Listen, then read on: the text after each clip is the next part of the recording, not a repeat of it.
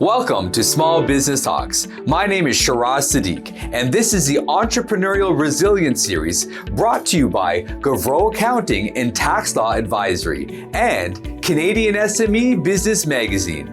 Established in 2008, Gauvreau Accounting and Tax Law Advisory is one of the fastest growing professional services firm in all of North America.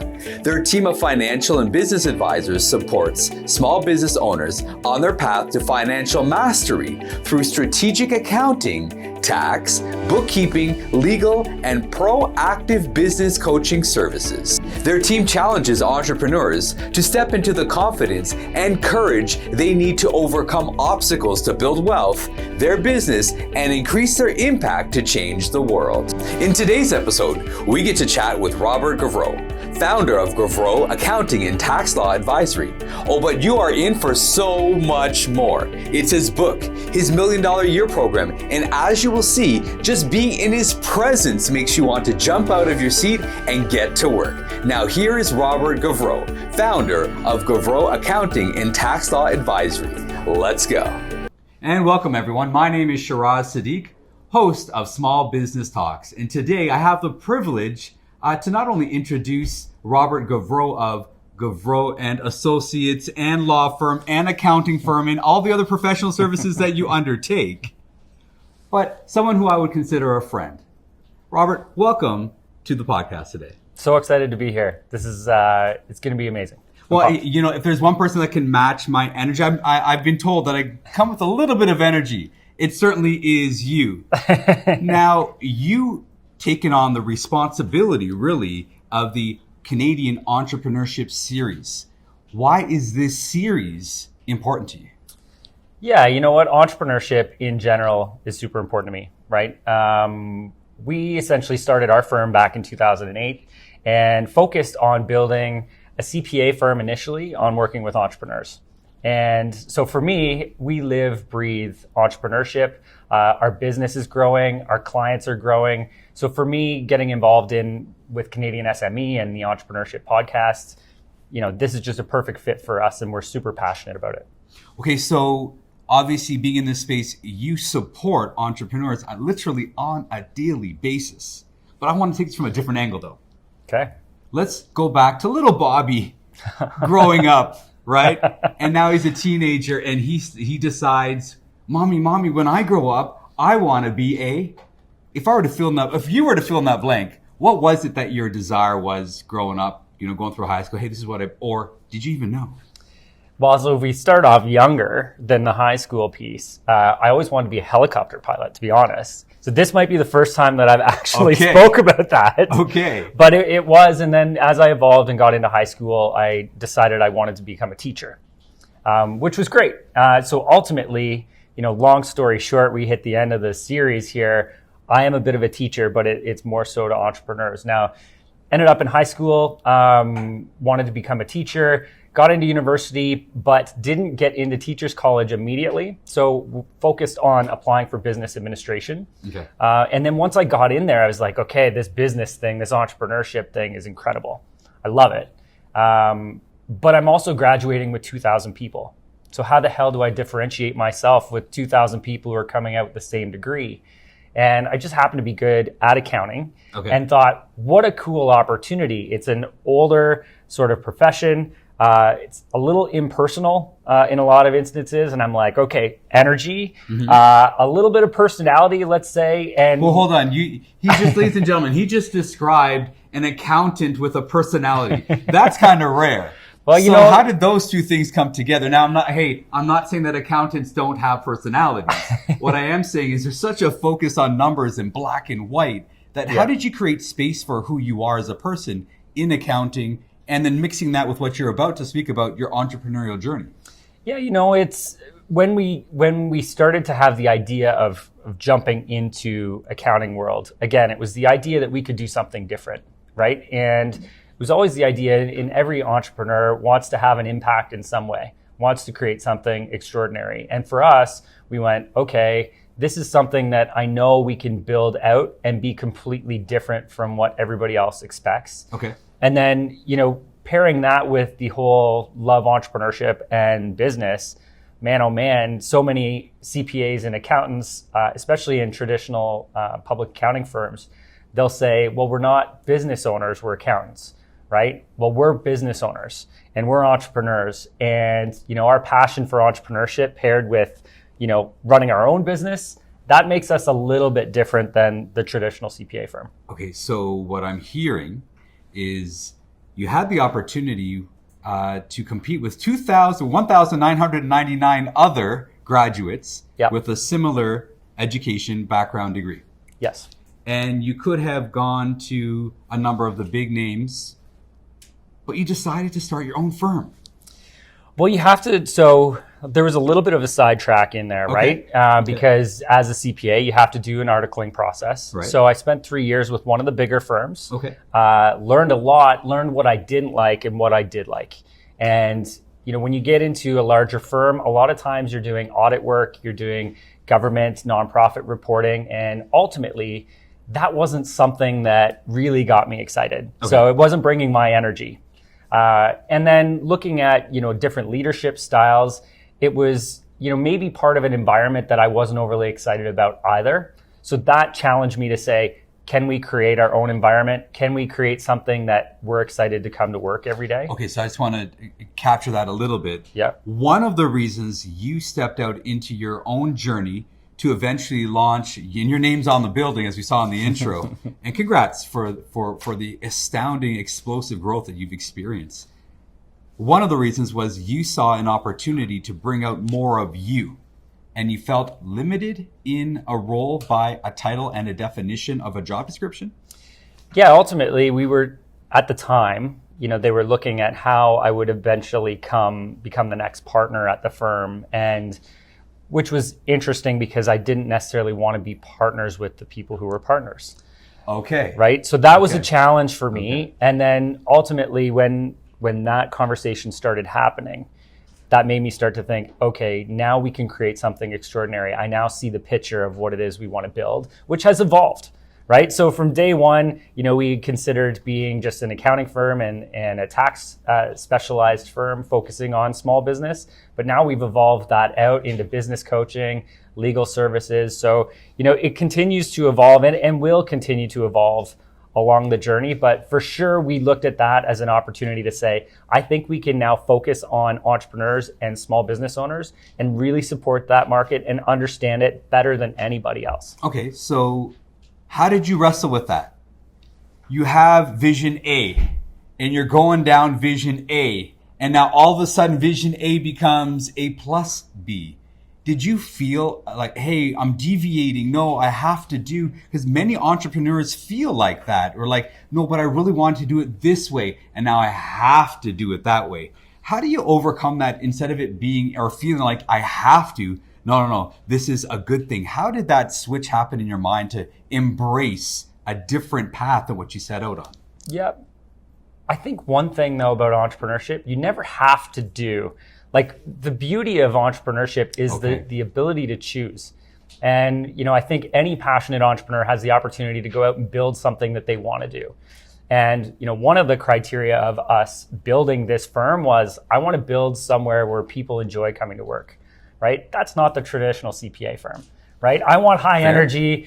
I want people to come in and collaborate and enjoy working together. Let's just do a quick litmus test. Ladies and gentlemen, do you guys actually enjoy working here?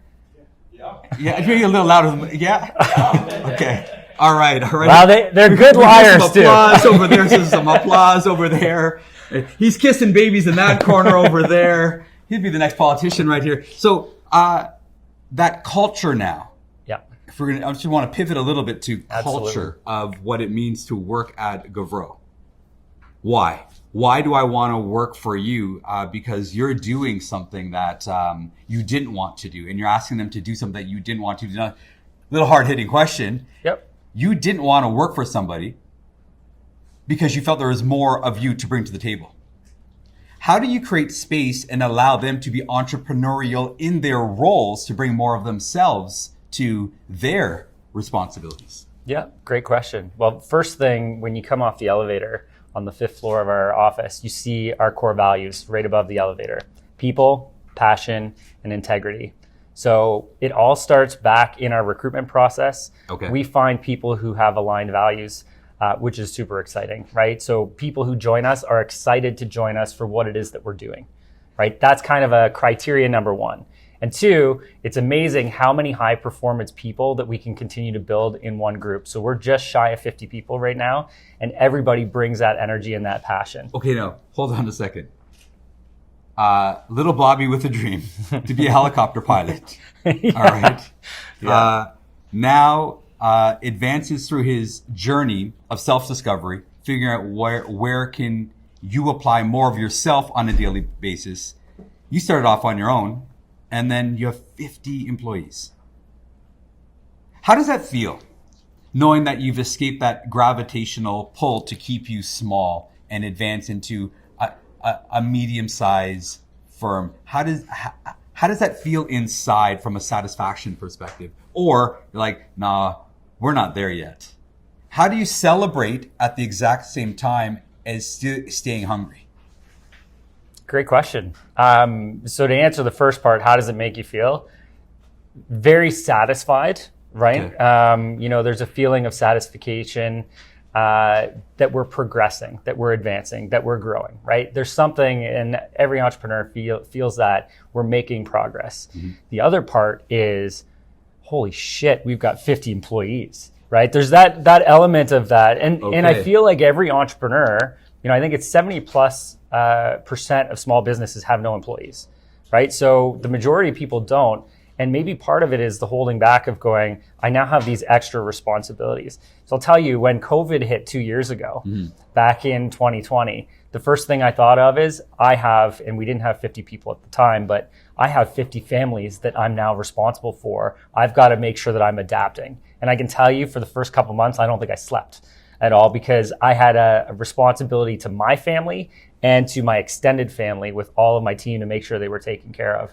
And that's terrifying, right? As a business owner. And that continues, every time we add a new department, right? We added a legal firm to our business to help support small business owners with their legal needs. And when you go to add that from scratch, wow, it's terrifying. Wow. There's an element of that makes the little hairs on the back of your neck stick up. But that's also the passion and excitement around entrepreneurship as well. Ladies and gentlemen, we're in conversation with Robert Gauvreau, founder of Gauvreau. Again, they do taxation, they do accounting, legal, and other professional services as well. He's grown his firm from one person to 50 and growing. We'll be right back. Successful entrepreneurs and business owners who achieve greatness get there because they have the confidence to do extraordinary things. They have the confidence to make informed decisions based on their knowledge of 3 areas: where they are now, where they want to go, and the steps they need to get there as quickly and successfully as possible. Successful entrepreneurs and business owners get that confidence by being backed by North America's greatest business and financial advisors. At Gauvreau Accounting Tax Law Advisory, we support entrepreneurs and small businesses by giving them the confidence they need to achieve greatness. To be the best, you need to be backed by the best. Don't wait. Get started on your journey to greatness today. And welcome back. Just before we took that short break, I did promise you a little bit of reality TV. The realities of what the entrepreneurial journey represents. And it's not all about the glory of the 50 employees. It's glory, but there's also a little bit of gory as well, right? And can you talk about one or two of the moments where, and invariably, if you're an entrepreneur, you've had egg on your face. If you're an entrepreneur, you have failed and failed miserably. But that's the beauty of this. We have the character and the mindset to get up every time we shrink or fall. Can you describe a couple of those moments that you've experienced? For sure. And let's be real, right? We fail every day. Some of them are so small that nobody would really identify it. And maybe when we start talking about some of the tips, I'll share, some insights from some of my daily fails on how we need to continue to do better. But I would say if I had to pinpoint one situation that happened, probably 10 years ago now, which is amazing to think that we've been doing this for that long. 10 years ago, we looked at growth through acquisition strategy. Okay. And we purchased a small CPA firm that the individual was getting ready to retire, and it was a great setup, similar clientele, good fit for us. So we thought. right? Again, the individual is supposed to be retiring. What a great growth strategy, right? When you can add, $400,000, $500,000 in revenue immediately without having to do any marketing or any targeting or any of podcasting or any of that stuff, So we did this, and the culture fit was absolutely zero. And unfortunately, when you grab two groups and you put them together and the culture isn't completely aligned, things don't work out the way that you want. So we actually had a couple positive things happen from it, but we had some negative, right? It set back our culture a little bit, which, as we kind of talked about, culture is a big thing for me, and making sure that our environment is really, really positive. And for a short period of time, I sacrificed that for the betterment of a short-term growth strategy. Okay, so just before you continue, you're saying that there are negotiables and non-negotiables in how you set up and grow your business. Absolutely. And as soon as you compromise on one of those non-negotiables, it doesn't end up the way that you would have hoped it. Absolutely. And so is that like a clear takeaway that you would suggest to the audience today, that if in the entrepreneurial life, there's going to be moments where you should stick to... Totally. Yeah. So for me, and sometimes you don't know what those non-negotiables are until you violated it. And for me, right, we've got a really, really strong culture and people, passion, and integrity, what we focus on, right? Innovation is likely our fourth if we needed to add another word.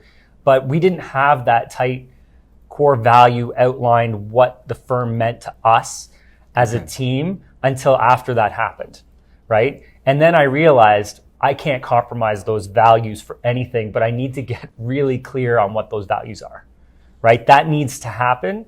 And now I know culture is a non-negotiable for me. So what I'm also hearing then is that takes time. It's not like I'm opening my doors and these are our values. This is our culture. What I'm hearing is, and it's important for our audience to know, elements like values and culture take time to reveal themselves to you as you I love the word that you used, violate them. That's when you realize what you stand for and what you don't stand for. Yeah, and sometimes it takes you making that mistake to realize what it is that you're actually trying to accomplish. That's right? Fantastic. And again, for me, I always wanted to create a firm that I enjoyed coming to work. I didn't realize that clashing cultures or not having a defined value system, especially if you're looking to grow and scale. Guys, we've got 50 employees. If we weren't aligned on core values, we'd be all over the place and we would not be one of Canada's fastest growing companies right now, right? We're there because everybody is aligned. They're passionate. They care about people, each other and the clients that we serve, and they will not compromise their integrity. That's a big one, right? We need to make sure that we're aligned that way, and that's helped contribute to our success and will continue to probably be the most core element of our success as we continue to grow. Wow. Okay. Now, earlier, you did tell us that you enjoy teaching. There's something about you that likes to lift up other people and invest in others in a worthwhile way. In January, this year, just a little while ago, the $1 Million Club. The thing, and I'll give you an opportunity to speak about it. The thing I enjoyed about it, it's not like it's a knockoff Grant Cardone. It's not like it's a Tony Robbins type of setup. It has your fingerprints all over this program. What is the $1 Million Year? Yeah, well, and just to take a step back, it is influenced by those people who are doing great things. I will say that. I spent a lot of time with Tony Robbins. I've spent a lot of time learning from Grant Cardone. Those guys have certainly influenced my entrepreneurial journey, but we launched the $1 Million Year this year, and it's a community. It's an entrepreneurship community focusing on small business and how to help advance small business owners to realizing their $1 Million Year, whatever that means to them, right? If it's creating a business that's got $1 million in revenue, if it's growing $1 million in revenue, if it's making $1 million in profit, if it's building $1 million company, whatever that $1 Million Year is for you, we've got the strategies in place from learned and gained knowledge. I spend more than $100,000 a year on investing in learning and training for myself so I can bring that to our community. Wow. Okay. And I say $100,000, but it's absolutely substantially more than that, because the number one thing we can invest in is in ourselves. You look at someone like Elon Musk, right? When you think of the epitome of entrepreneurship, it's Elon Musk. He invests so much value in himself. He's taken companies and himself from zero to billionaire status to zero to billionaire status. Again, why? Because he's invested in his knowledge and his understanding of how to get there. And that is the biggest thing entrepreneurs can invest in. I invest in it so that I can bring it back to our community and help advance that community to the next level. That's what our $1 Million a Year program is. Ladies and gentlemen, we're in conversation with Robert, founder of Gauvreau and Associates. But again, it's so hard to encapsulate what they do by sharing their name. You can find their details on our website, and you can reach out to him directly as well. His contact information is available on the screen right now. This is probably why you were so eager to help get this Canadian Entrepreneurship Series out there, because it really is your heartbeat. It really is who you are as far as investing in others and lifting their understanding of what it takes. Now, what are some, you've already shared a lot with us. What are one or two more clear takeaways that in your experience, you've seen entrepreneurs succeed? You've also seen them not be as successful as they would like to see themselves, or even fulfill the capacity to which they could perform. What would you say to those folks? And it's interesting, right? I am a CPA, and a lot of things fall back to numbers, right? Okay. Unfortunately, they do, because numbers don't lie, right? We can all feel certain things in our business, right? We can feel like we're doing well, but unless we actually have a clear picture of what's going on in our business, then we don't really know what it is that we're doing that's working or what it is that's not working. So the number one thing I would say for every entrepreneur is to make sure you get very clear on your numbers, right? Make sure that all of your bookkeeping is up to date. Make sure that you can see the financial reports inside your business to know if you're winning the game, right? It's interesting, if I can tell a quick side story. Yeah, of course. I use this analogy often. It's going to the Raptors game, right? Toronto was in the championship a couple years ago. Imagine pulling into the Raptors game halfway through the game because of traffic, you ended up late, and you go in and there's no scoreboard. You walk into the game and there's no scoreboard. Everybody's cheering both sides, right? You've got Raptors fans, you've got the opposing team fans, they're all cheering, but you walk in and you have no scoreboard. You have no idea if the Raptors are actually winning, how much time's left, because how much time is left in the game changes the strategy for the coach. So you also don't know. Repeat that for our benefit. Absolutely. If you don't know how much time is left, right? Because depending on where you're heading, your strategy is going to change. Right. Do you want to hit these growth targets over a short period of time? Are you on offense or are you on defense, right? Are you defending this situation? Because if you've got the lead, you're playing maybe a little bit more defense. If you're behind, you're playing a little bit more offense. The same goes for entrepreneurship. We need to see the scoreboard to understand what the strategy needs to be to win the game. And I feel like that is such an important element for entrepreneurs to understand. If you don't have your financial clarity inside your business, you won't know what strategy you need to be successful. And I think that is going to be the number one takeaway. Thank you for sharing that. But out of that falls, you said strategy and how to operate in season and out of season, depending on, hey, if it's closer to the end of the month, we have a target of 14 units because we might have to, I don't know, maybe get a tattoo on our arm if we don't hit a number. I don't know, something crazy like that. But then you blow it away by hitting 20 that month. But how will you know if you succeeded or not if you don't know what the score is? Absolutely. So I'm hearing a couple of different things. It drives strategy, numbers, but it also drives an understanding of where you are from a scoreboard perspective. Yeah, and then you need to drill down, right? So you see the scoreboard and you go, okay, so we go back to the basketball analogy. I'm not a basketball expert, so I'm trying real hard. That's okay. You're sitting beside me. You qualify just by osmosis. We're good. So basketball, right? You take 2-point shots, you take 3-point shots. So you need to know what sort of combination of shots you need to take to get the score you need, right? And what we need to do in our business is understand what is driving those points, right? In our business, how many sales do we have to make weekly? What's our average transaction value? How many leads do we need to make a certain number of sales? These are critical drivers inside our business that are so very important. If we don't understand these elements of our business, we don't understand how we're going to achieve our targets. Wow. And that would be, number 2 in business and entrepreneurship for me. Understand what you need to do to realize your goals. Wow. And there's so much more that we're going to have the opportunity to glean from Robert over this entire series. Thank you for your partnership. Thank you for, again, investing in the lives of entrepreneurs in a worthwhile way. Ladies and gentlemen, thank you for joining us. We're in conversation with Robert Gauvreau of Gauvreau and Associates. But there's more to that title, as always. We'll be right back. As always, Robert did not disappoint, and you can see why so many businesses are benefiting from his team's expertise, helping them to become one of the fastest growing firms across North America. Thank you to the team at Canadian SME Business Magazine for making this series possible, and thank you for spending time investing in your business to move forward with Small Business Talks. The Entrepreneurial Resilience Series has been brought to you by Gauvreau Accounting, Tax Law, and Advisory, helping you reach new levels of financial success. Visit GauvreauCPA.ca to reach those levels you feel your business is capable of. This is Shiraz Sadiq, paving a way for your prosperity.